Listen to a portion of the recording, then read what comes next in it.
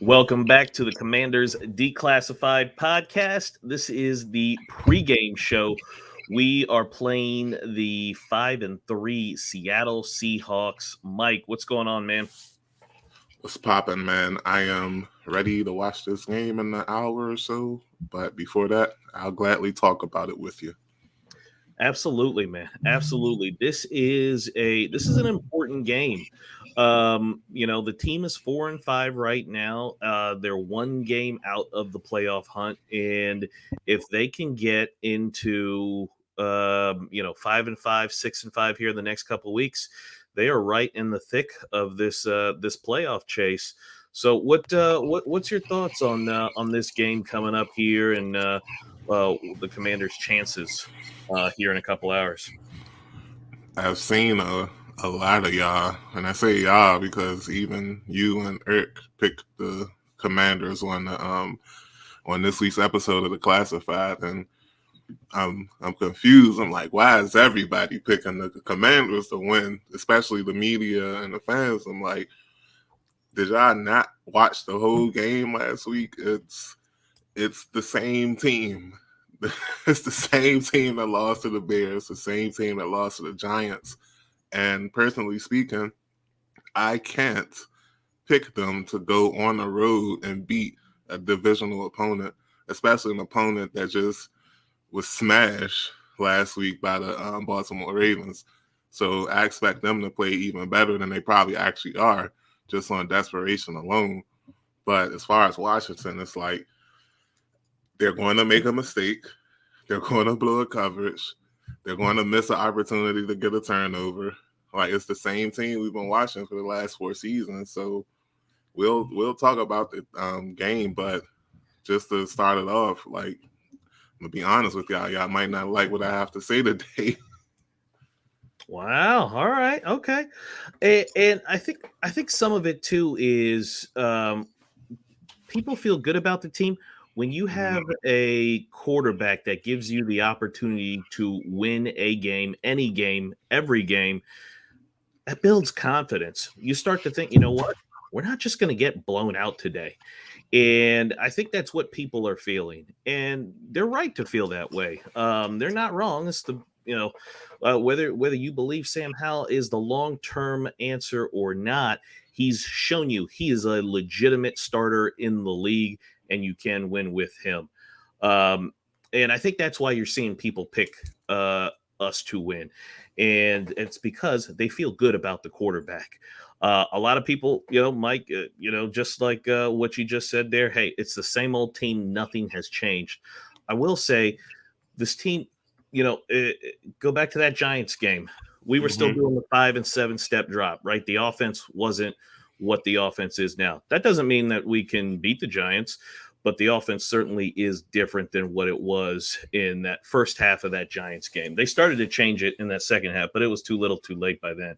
So I can understand why people think that, and rightfully so. They should. I think when you have a quarterback that you believe in, an ascending player who's getting better each week, why would you not have more confidence in him? Why would you think that it's still going to be the same? So I get it. Is this team like a Hall of Fame team now? Are they going to make the NFC? No, not at all. Not at all. They're nowhere close to that. But could they be improving? We're about to find out here in an hour or so if they really are.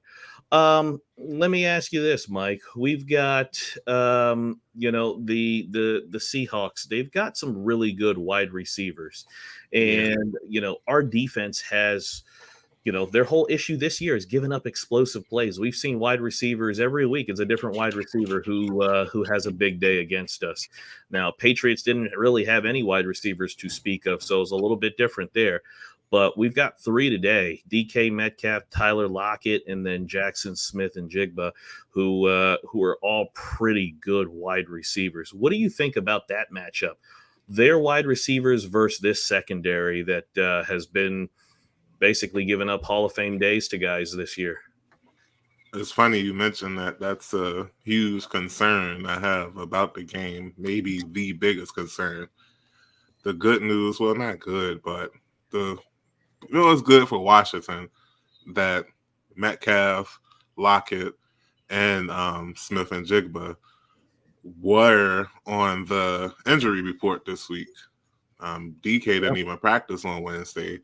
I believe him and Jigba, they have hip injuries, and Tyler Lockett is dealing with a hamstring, I believe. Yep. So all three are less than 100%. Now, they all were full participants on Friday, so that's good. But the fact that they were limited at some point this week, all three, that can help Washington because they may not be at their best. Having said that, DK Metcalf, he's just a natural. I feel like a natural a nightmare for Forbes, and I would hope not to see him as much on Metcalf. But it's not like St. Juice and Fuller are any physically closer to Metcalf than Forbes is. So that's one problem. Lockett is just a problem in itself. He's been doing it his entire career. He is a stretch artist for the most part. I'll call him a poor man's Deshaun Jackson. Maybe not even a poor man's Deshaun, a middle class Deshaun Jackson. But he could definitely stretch that field, man. And with Smith and Jigba, he's from Ohio State. What more do I need to say? And no, I'm not a Buckeye fan, but just think about the receivers that came out of Ohio State the last 2 years. The only quote unquote bum that I can mention is Paris Campbell, and even he has his moments. He's just been injured a little bit. So the fact that Smith and Jigba is a Buckeye alone concerns me. But when you put all three together with Geno Smith, with our problems in the secondary, it is not good. I don't like it. I believe I picked Metcalf to start in my FanDuel this week because I just feel like he's going to get a big play on us because we give up big plays. That's just what the defense does. Yeah, no, you're absolutely right, and it's just crazy to think in our off-season pods, we even talked about this defense regressing a little bit, right? They were top in like pretty much most of the categories defensively last year. They were first in like third down rate given up, top three, top five in most everything else. And we talked about maybe a little bit of a regression, but no one planned for us to be 31st in yards, points. I mean, just big play after big play given up. So it's been really, really concerning how far this defense has fallen off. Hopefully, they can, at least not make so many killer mistakes because just like you said, just like you pointed out with those receivers, one mistake that's a 60-yard touchdown we're looking at. And all of a sudden now we're down and we're behind. But things haven't gone that great with the Seahawks and Geno Smith this year. They're 5-3, but Geno's not having the year that he had last year. Through 8 games, he's got 7 interceptions and 3 fumbles lost. I think it was a couple more, but 3 fumbles lost and 9 touchdowns, 7 interceptions in 8 games, fumbles lost, and he's coming off a streak here. Baltimore obviously beat him up, had a bunch of turnovers in that game. But what do you think about Geno Smith? It looks like he's, that great year last year was just that, a great year, and it looks like he's kind of come back down to earth and just kind of been ordinary so far this year. Yeah, I definitely know what you're talking about. I have him as one of my quarterbacks in the flex league and the dynasty league. So I know that he has been struggling. But I have him and Sam Howell going today on the same team. So I expect him to do a bit better than he has so far this season. It's not like every game has been a stinker. It's kind of been up and down. But yes, he is in no shape or way as close as he was in the 2022 season. Yeah. And I'm hoping today isn't one of those get right games for him. It just seemed like quarterbacks love to have those against us. Mac Jones didn't, but to be honest with you, never was a fan of him. And he was benched earlier today. So, yeah. But as far as Geno Smith, like, you just have to make him beat you. I feel like if you can force him to beat you, you'll be okay. But if you make a mistake, like you said earlier, a 60-yard touchdown from him is very, very likely because he has the arm. He's an accurate deep ball passer, and he has 3 targets that can stretch the field. I believe you and Eric mentioned on the show this week that their top 3 receivers have 60% of the targets from Yeah. Geno Smith. So yeah, if you can limit those receivers, which you should be able to do because you said in the offseason that your defense was going to carry you, but that hasn't been the case so far this season. Maybe today can be a get right game for you, Yeah. Washington secondary. Yeah, and that's exactly right. During the show, looking at their targets, it's just those three guys: DK Metcalf, Lockett, and Jackson Smith. And of course, hey, rightfully so. Those are your three best wide receivers. Why wouldn't you target them the most? But it's drastic. Like I think Kenneth Walker is the only other guy with a handful of targets, and it's not that many. I think it may be 15, 20 catches or something like that for him. The tight end, the same thing as well, too. It's just those three guys. So hopefully Del Rio and Rivera see that and have a plan for those three guys, because if we can do that, I mean, you make them one dimensional. You make them just have to run it with Kenneth Walker, and if that's the case, then that's where we want to be. We want to make them one dimensional because they are explosive, and they live by the big play. They're not very good on third down as an offense. They actually struggle on third down. They struggle putting long drives together, and that's because hey, they are so explosive. They have the explosive playmakers, so they live and die by that big play. And we've been the worst at the big play, right? We give up big plays like they're Halloween candy. We hand them out to everybody. So we got to fix that one on there. And hopefully we don't let Geno Smith get off. And I think a lot of it too is Geno Smith. This might help our pass rush. Is their big plays come off of Geno holding the football, the 5-7 step drop that takes a little bit longer to develop because he's got a bigger arm and he's got guys who can get down the field. So they try to get some of those bigger plays. So maybe that helps us because we just don't have that kind of explosive guy on the edge anymore who can get up the field and kind of cause disruption. So maybe that'll help us get some pressure, get some sacks this week. Um, Mike, what are you looking for from our offense against this Seahawk defense? They've got a good secondary in terms of corners. I think their corners are really good. I think their linebackers are probably where we can exploit them and make them pay a little bit. But what do you think about our offense, our pass game against this secondary?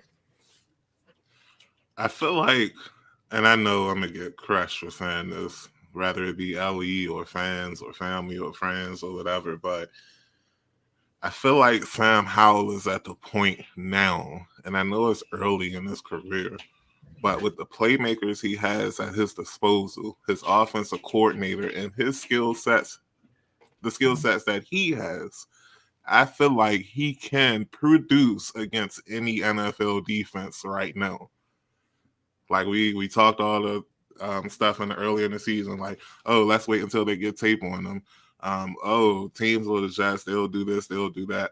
Oh, he gets sacked 100 times for the season. Well, projected to be sacked 100 times for the season.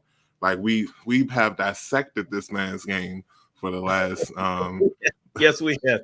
If we've done anything, we've done that. We've done like that. we have gone deep. And as far as I'm concerned, is he perfect? No, he's not. He still has pocket presence issues.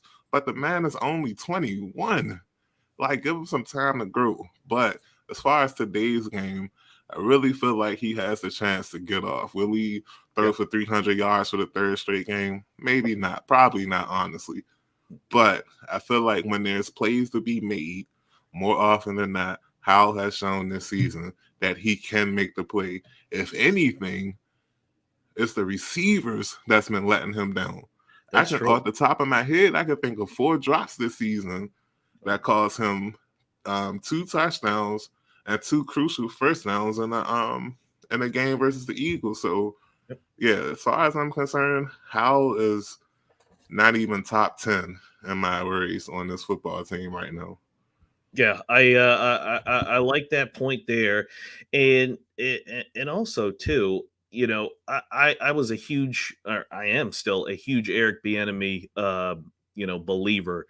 And I said this in our group chat. The first 7 games, I was very upset. I was like, he's bringing the same offense that Scott Turner had. I was like, I didn't sign up for this. We had only talked about it in the offseason that he was going to get the ball out of Sam's hands quickly, get the ball into space with our playmakers so they could run after the catch. And for 7 games, the first 7 games, we didn't see that. We saw it in spurts.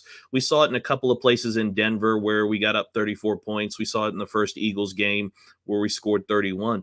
But other than that, it was 5, 7 step drop, all verticals. I'm like, well, that's a Scott Turner offense. Like, I was very disappointed in EB. But then EB did something that is the opposite of Scott Turner. He adjusted. He changed in that 8th game, which is the second Eagles game. He said, you know what? All right, we're going to go with the quick game. We're going to call screens. We're going to mix in a little bit more run, and we're going to do it this way because my way wasn't working. He didn't put his ego first. He said, okay, it's time to make that change. And that's what we've seen the past 2 games against the Patriots in the Eagles' second game is the offense. And I think we found the offense. Whether or not people like it, is a separate conversation, but it's going to be pass heavy. It's going to be the quick pass game. We'll run some, but we're going to move up tempo, and then we'll occasionally take that shot play downfield, and hopefully, we can connect on some of those. Howell looks like he's starting to connect on those. He connected on a couple of big ones against the Patriots, but for me, it's been EB's progression because those first 7 games, I was upset because this looked like Scott Turner's offense. But he did change it, and to his credit, the team has responded in that change. But I don't know. What would you think about EB and kind of what he looked like from game 1 till now?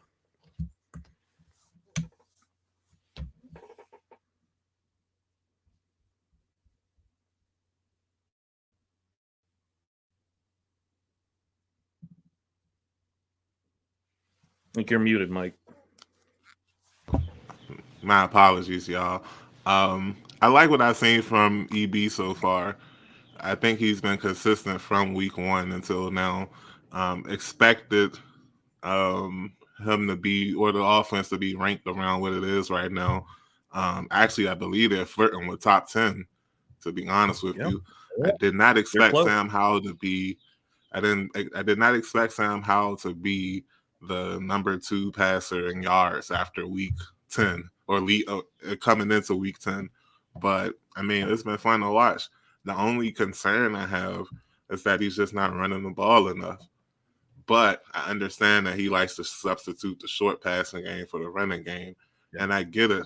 But personally speaking, and I'm not a 2-time Super Bowl champion, NFL alumni, like I don't know any, like my knowledge compared to him about football is hilarious.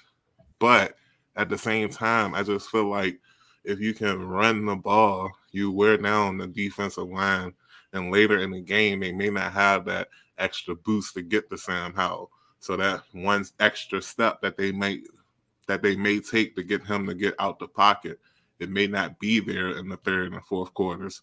And Sam can take that extra split second to comfortably launch the ball. And that's all I'm saying. But outside of that, I really have no problem with Bieniemy. Yeah, no, I think you're right on the run game, and I think I don't think we're ever going to see a 50-50 pass run split here. Not with Eric Bieniemy anyway. It's always going to lean pass heavy. But I think in the last game, I mean, against the Patriots, Brian Robinson had 18 carries. Gibson had 6, I believe, which is more than what we've seen in previous weeks. Usually it's like 10 for Brian Robinson and like none for Gibson. So I think he saw the benefit of adding a few more runs in there. And I think kind of the magic number, if we can keep Sam's attempts in that 35-40 range, I think that's the winning formula. And then the rest carries in the run game. I think that's great. I think if we're hitting 50 plus pass attempts for Sam, like, I don't know that we're going to win those games. And I mean, that's just, I mean, outside of, Patrick Mahomes, I mean, I don't know who else you want throwing the ball 50 plus times a game. And I get it, right? If you're behind, you got no other choice, but we're not doing that. We're just throwing it right from the jump all the way through. So if we can probably keep 35, 40 pass attempts a game for Sam, I think that's our sweet spot, and I think the offense just moves at that point. But we'll see how this game goes. But you're exactly right, especially, and this is something that I made the point in during the week, is that no off or defensive coordinator is going to expect us to run the football. They all know we're going to throw it. I mean, Yeah. that's what we've shown on tape. So why not throw it this Sunday, or why not throw it today, or excuse me, run it today? They're not going to be expecting it. And hey, look, no one's asking you to run it 30 times a game, but just show them that hey, you can't just forget about the run. You've got to defend that too with us. So I think that that hopefully will help us. But we just got news a little while ago, maybe a couple hours ago. Andrew Wiley's got some kind of illness, and he's supposedly a game time decision. Looks like he might start. What do you think about that? If he's sick, why not just get Lucas in there and have him start? It beats me. It's not like Wiley has been performing at a average level or above average level. I just I honestly don't know what to say. Like if he's not 100%, and like let's face it, going on the road to Seattle, that's mentally challenging for an Yeah, offensive line because you're going to have to do more silent counts. Like you're not going to be able to hear in that stadium. So I don't know what his illness is, but if it has him off his game, even the slightest, I mean, even at the slightest mentally, it will have an effect on him today. yeah, If Lucas is 100% and ready to ball, I feel like Lucas at 100% is better than Wiley at 60. yeah. Hell, it might be better than Wiley at 100%, but we I don't know that yet. Yeah, I think it's that one. I think he's just better than him, period. But no, that's a great point. Like, if you're sick, whatever the illness may be, you're playing in a game where it's going to be so loud. And when games like that, when they're loud, everything's sped up. It seems like the opponent's moving faster. And if you're already at a disadvantage, why throw the guy out there and, have him out there competing at a lesser ability level because he's just not feeling that well? Make him the backup for today. Put Lucas out there and just, see where it falls. If Lucas can't get it done, okay, then you bring in Wiley. But I don't see any need to kind of force him to go out there. I mean, him at 100% isn't that great already. So you're going to tell me him at 60 or 70% supposed to be better? Like that just doesn't make any sense. So that'll be interesting to see. Curtis Samuel, I think we heard some good things about him during the week that he did practice some. I don't know. What are your thoughts about him, or do we even need to have him play because Pringle and Crowder have kind of stepped up in his place? Yeah, I wouldn't trust Samuel too much today, but if they do use him like the enemy typically does, then that'll be great. But I just feel like if you're playing the long game here, you might want to chill a bit on using Samuel too much, especially in a road game, traveling. Batty might not be, used to the Seattle atmosphere or whatever you want to call it. But yeah, they're playing him, and he missed last week's game, I believe. So, I mean, if he's there, use him if you want to. But personally speaking, I would just try to lean on Crowder and um, the Byron former Pringle. chief. Yeah, Pringle. I was getting him and Hartman mixed up. But I want to ask you this question. Yeah, what's up? Last week, we saw Diami Brown drop yet another pass, this Yes. time a touchdown. Mm-hmm. Is it time to bring up Mitchell Tinsley? Is it time to unleash that secret weapon that Washington may have and a rookie receiver? I feel like they should give him more chances. Because if you trust Diami Brown, I feel like you should be able to trust Mitchell Tinsley because Diami has done nothing. And I really like the dude. Yeah. Like, I love his offseason videos. I like his personality. Like, I really like the dude, but you're not doing it for us. And I feel like Mitchell Tinsley, isn't he from Penn State? Yep, he's another potato. I just feel like he's ready to ball. Yeah. And like we have to stop looking at where we took players, how much money they make, this and that, and just look at their production. Yeah. Tinsley's an undrafted free agent. Diami Brown, a third round pick. But I feel like Diami hasn't produced as a third round pick. We've seen glimpses of Tinsley, and I feel like it's time to give him a chance. So, what do you think? Uh, I am all for giving Mitchell Tinsley the chance. Diami Brown, third round pick. There was a lot of talk before that draft that he could. People were talking about him sneaking into the bottom of the first round or being a high second round pick. And to be honest, third round pick, that was even overdrafting based on what we've seen from him. And absolutely, Sam threw a hell of a ball to the corner of the end zone, and that's a touchdown. You got to catch that. I mean, he got both hands on it. It went right through both hands, and that just can't happen. And I mean, every game he's got to drop, and there's just not enough catches. And if you're the fourth or fifth wide receiver and you're dropping passes like that, yeah, it's time for you to sit down and let somebody else get a shot.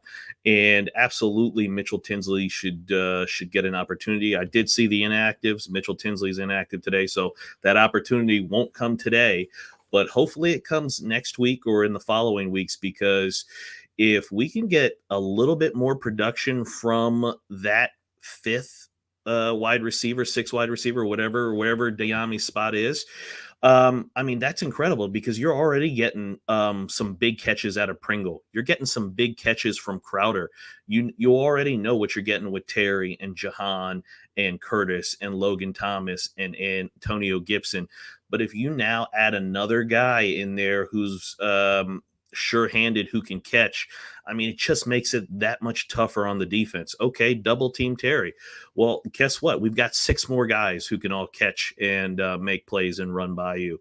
And it's a weak spot out there. If I'm the defense, I'm not really worried about Diami Brown. And just like you said, those workout videos of him, those are all nice, but has it helped you catch a passes during these games? And it just hasn't.